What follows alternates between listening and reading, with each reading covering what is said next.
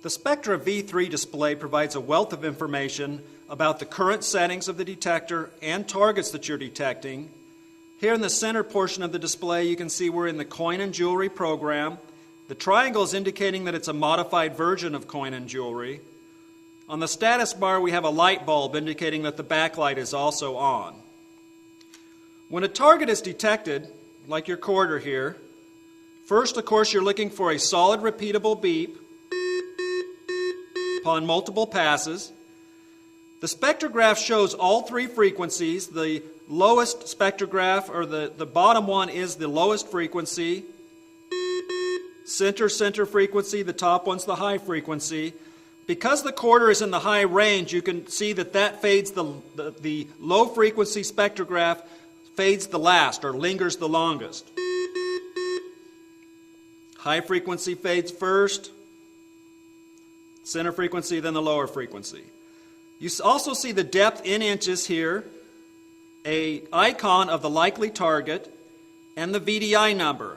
The 80 plus 83 indicates that it's high on this VDI scale, this minus 95 to plus 95 VDI scale here on the display.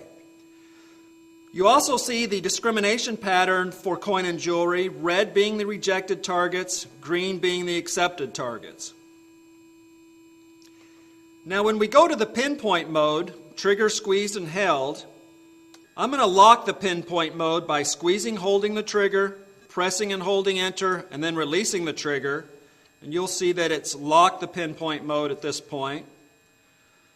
As you're pinpointing the quarter, slowly moving over the target, you can see that the quarter is strongest on the bottom bar, which is the lowest frequency, a further indication that that is in that quarter high silver range.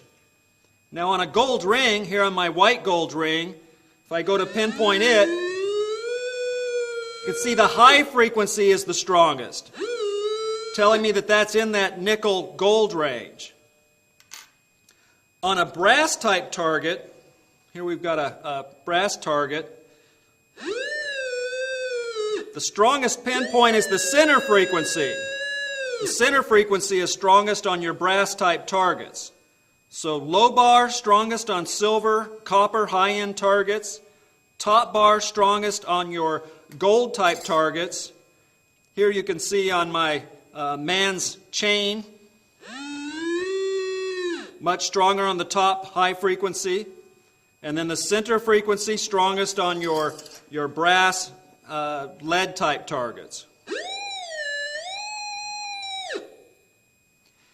There's an optional search mode in the 3x3 target ID system, and that is with the trigger locked forward. I'm going to unlock the pinpoint mode by squeezing and releasing the trigger a couple times. Then I'm going to lock the toggle forward. On a quarter, here's my quarter,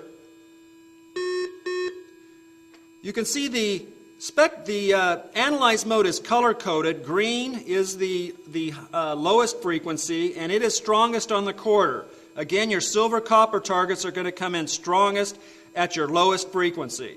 And this clearly shows this. Normally, a good target gives you a nice camel hump pattern, slightly different at your different frequencies. This analyze mode is also giving you an idea of size. The two bars here are telling you that's not a very big target. This sizing is calibrated here. You can see the 2-inch scale with the dots across the bottom. So this is a signal that has been achieved within 2 inches movement of the search coil. On a larger target, you can see these bars are spread further apart. That's telling me that's a much larger target. Here's another target that's quite large. You can see that's giving me a much larger signal there. Another thing about the analyze mode is that if you don't have camel humps at all 3 frequencies, you can see we've got a dip here in our low frequency. That is a typical indication of iron. Again, here on my iron steel type target, I'm getting a funny little pattern there at one of the frequencies, and that's telling me that's likely going to be an iron target. Difficult bottle caps to reject are also going to give me clues in this analyze mode.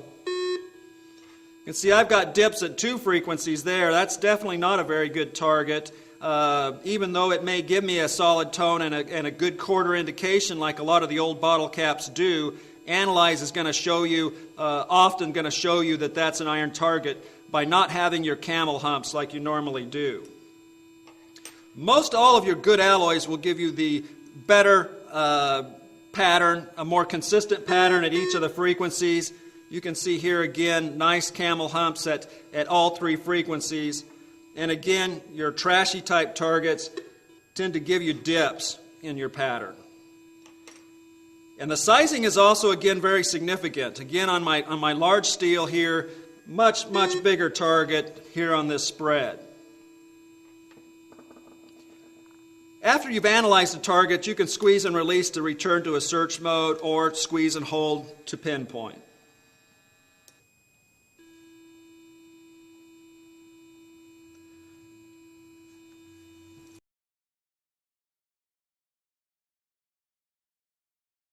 The live controls across the bottom of the display offer quick and easy access to all of the main features.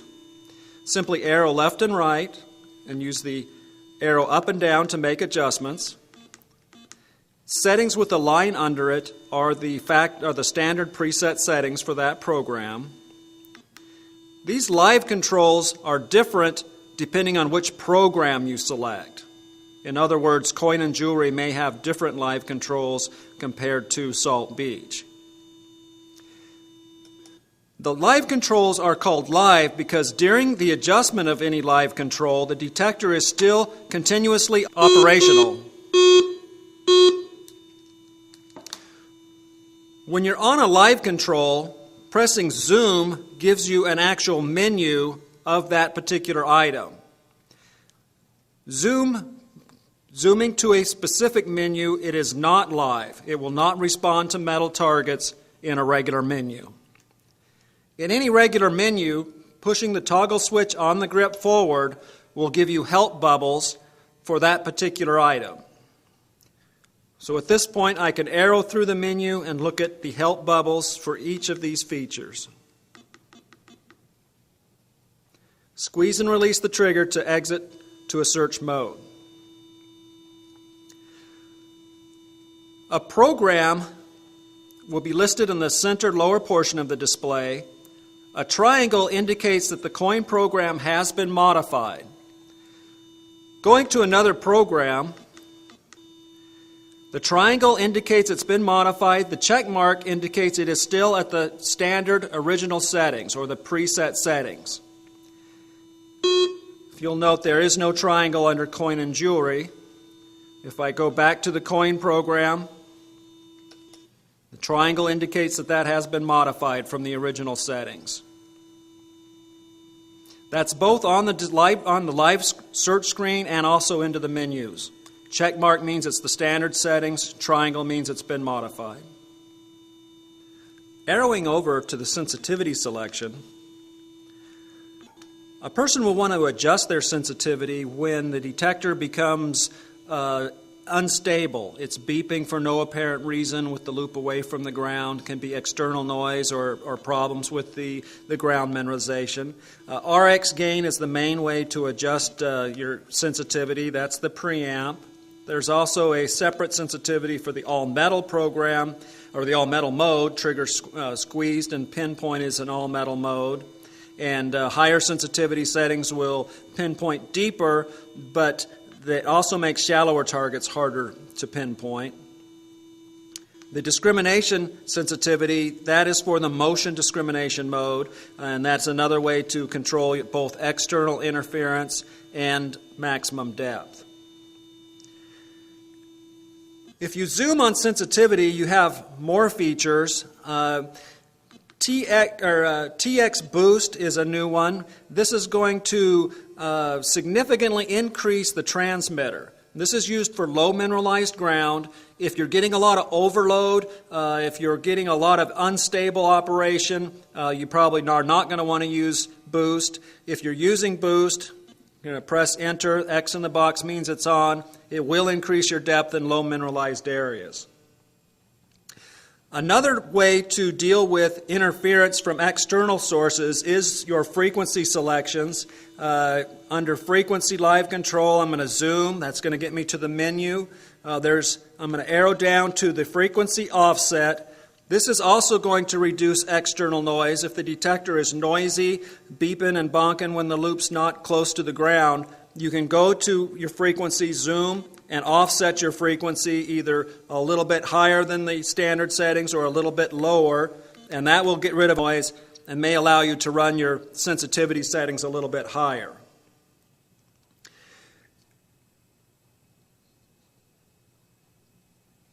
If the detector is also responding to a lot of ground, you may need to do a manual ground balance. And again, that's squeeze and hold the trigger, press and hold enter, pump the search coil over the ground until the threshold tone stabilizes. You'd want to do a manual ground balance when you visibly see differences in the ground. For example, sand to dirt, dirt to gravel, major changes in the ground, you're going to want to do a manual ground balance.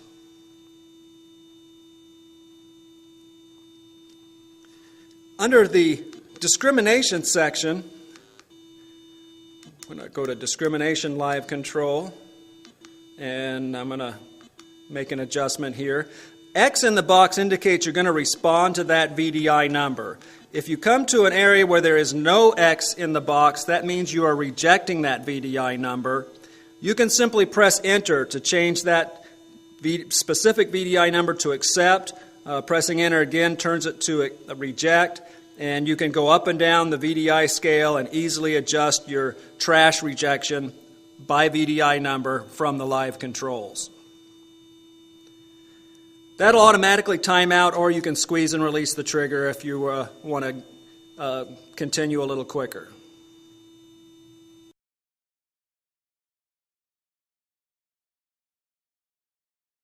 In all of the programs, arrowing to the far right will access the live control for the backlight. The backlight is preset on maximum for each of the programs, but just simply press the arrow down to reduce the backlight. At the mid-range settings, about 15% battery life is used, so that's an hour, hour and a half out of a 10-hour use. At maximum settings, about a 25% extra wear on the batteries is expected.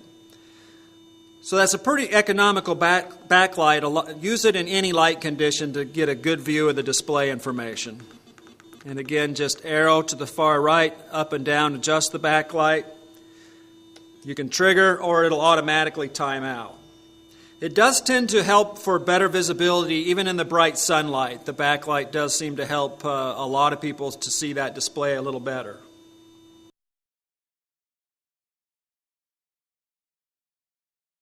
You can feel free to make all of the adjustments you want from the live controls.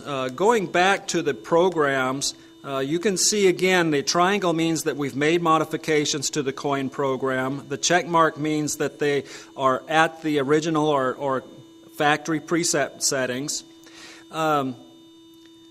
You can restore any program that you wish by pressing menu and entering the program. So you can see programs is highlighted. I'm going to press enter.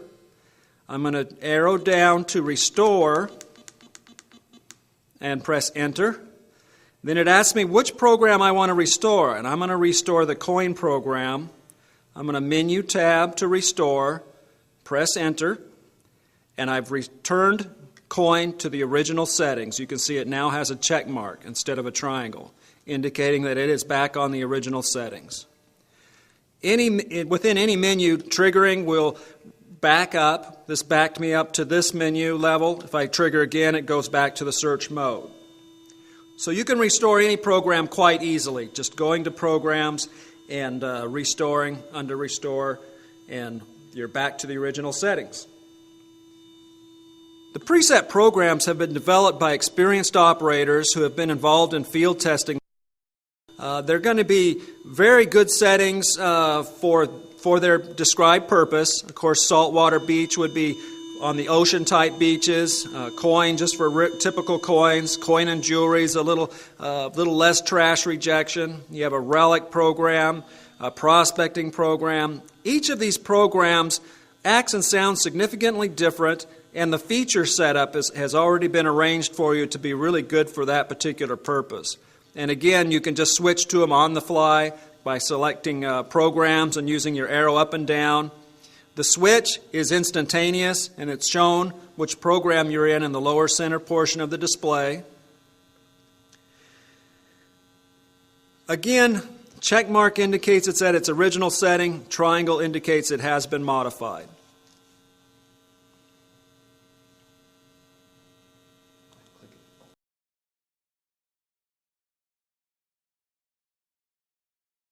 When a target is detected, the vision displays the information at 3 different frequencies. The top one is always your high frequency, the center one is your 7.5, and the bottom one is your lower frequency. The information will vary somewhat from frequency to frequency, and a lot of that depends on the alloy of the target. When you squeeze the trigger for pinpointing, you also get 3 frequencies.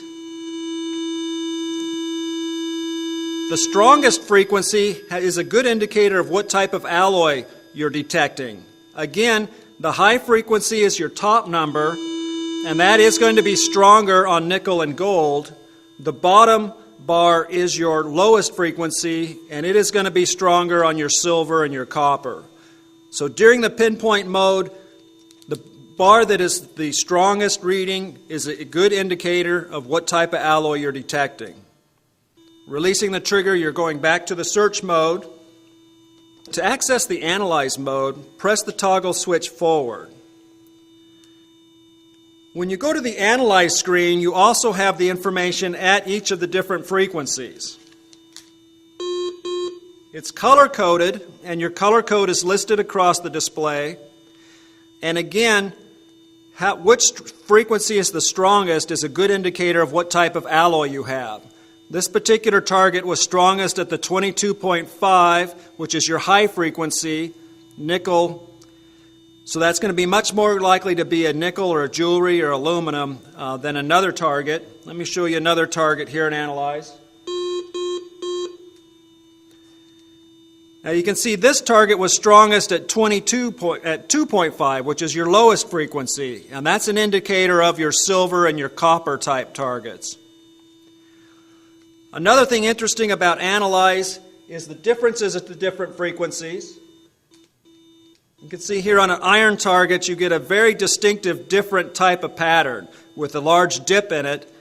That dip may occur at 1 or more frequencies. It doesn't have to, all of them may not dip. It just depends on that particular iron type of target. Again, just trigger to go back to your regular search mode. Regular search mode is a motion mode. Analyze is a sweeping mode or a motion mode. Squeeze and held for pinpointing is a non-motion mode. And again, center position is search.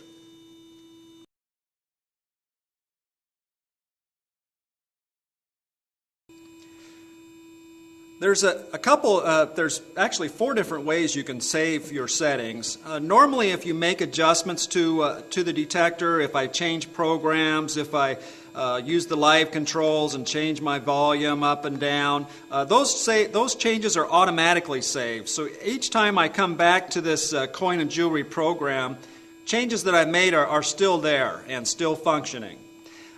So that makes it easy. You know, you make changes and they're automatically saved for you. The standard settings will show with a line underneath them.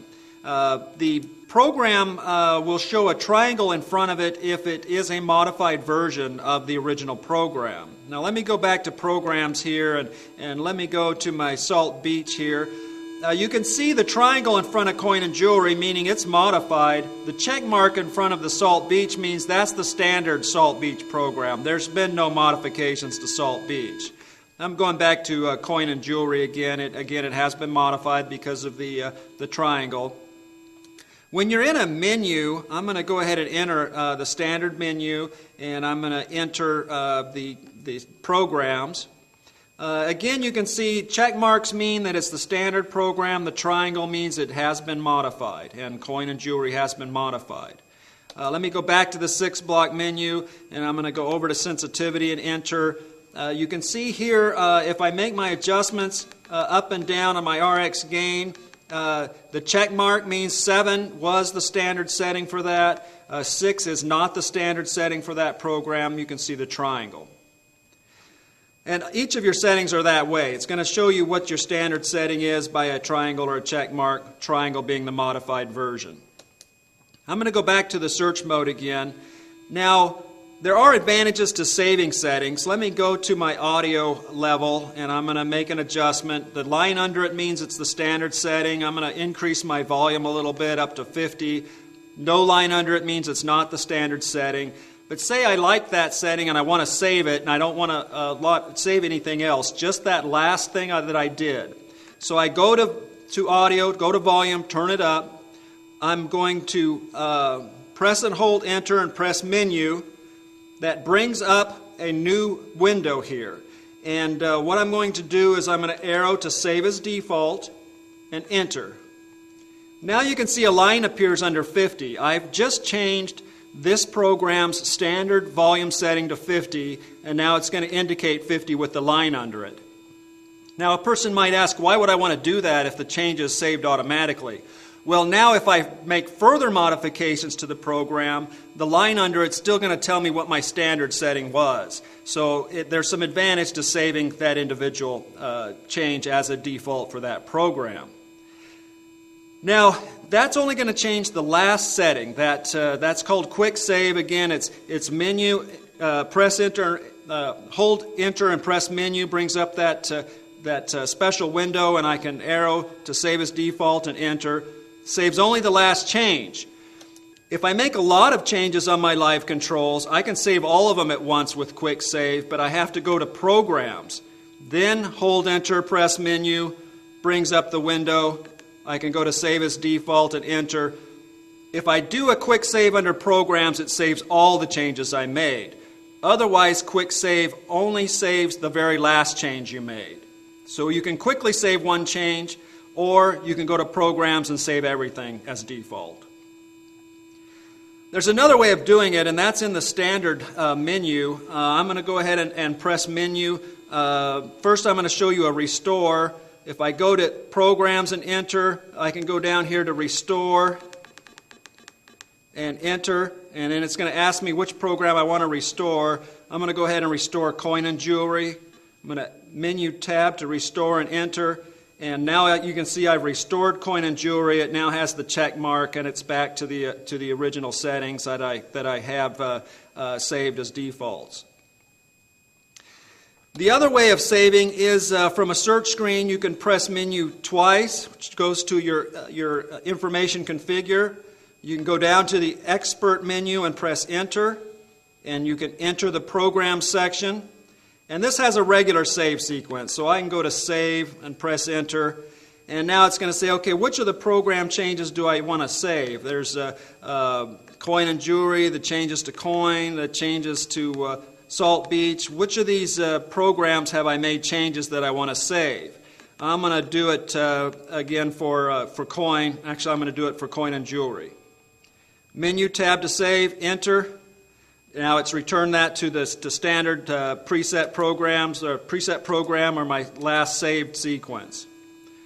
So quick save from the live control changes, enter menu, brings up the new window, arrow to save as default and enter, saves the last, under program, saves everything I changed. Under your other settings, it only changes the last thing that you changed. The other option again is menu twice, down to expert, enter, down to save, enter, select the program you want to save the changes for, menu tab to save and enter, and you've saved all of your changes as your permanent defaults for that program. The Spectra V3 saves all of the original factory programs in the library. So you can go to library and you can store programs or rename programs or erase programs. Even though you may have modified and changed your factory programs, you still have a copy of them in your library that you can pull out at a future date. So feel free to make changes and save them at will. If you want to go back to the original programs, they're in the library.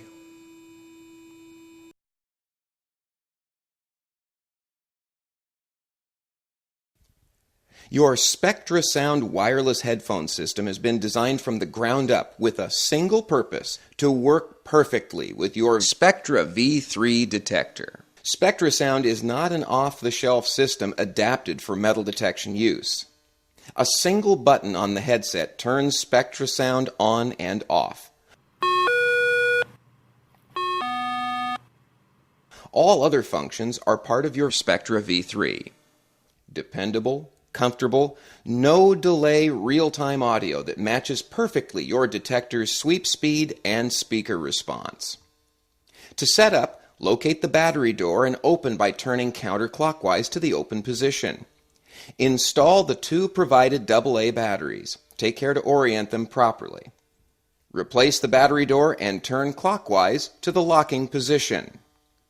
The Spectra sound comes factory pre-connected to channel 4, allowing a quick connect sequence. To activate the wireless headphones, highlight Audio Level under Live Controls and press Zoom. Arrow down to Wireless Headphones and press Enter. Press Enter one more time to enable. Press the power button on the wireless headphones, and away you go. The wireless headphones are activated and functioning on channel 4 automatically. No connect sequence is required on channel 4. Squeeze and release the trigger to return to a search mode.